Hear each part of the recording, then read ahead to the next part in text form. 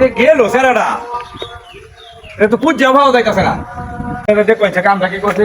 সকাল থেকে মানে হ্যাঁ বাউসা করাইতেছে খালি স্কুলে যাওয়ার লাগে আর মা অবাই নাই আমি কাজ কাম বন্ধ করে খালি স্কুলে গেলাম আমার খুঁজে পাই না স্যারেরা দেখছিলাম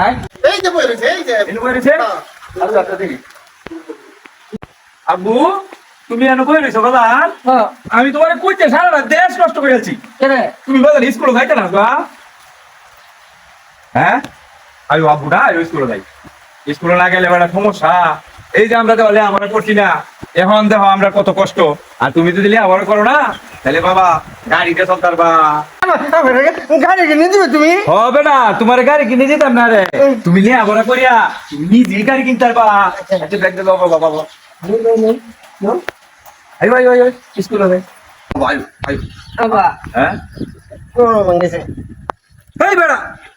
কালকে কলমটা কিনে দিলাম এটাও খেলছাস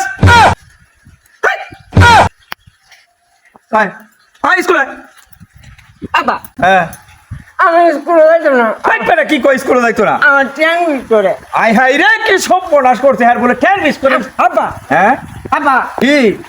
এই স্কুল আছে না হ্যাঁ স্কুলটা আমরা গোয়াল ধরে লই আও এই বেড়া স্কুলটা করে দিতে কাম ও বাচ্চা বালা সারে আমার গলে মারে এই মাত্র না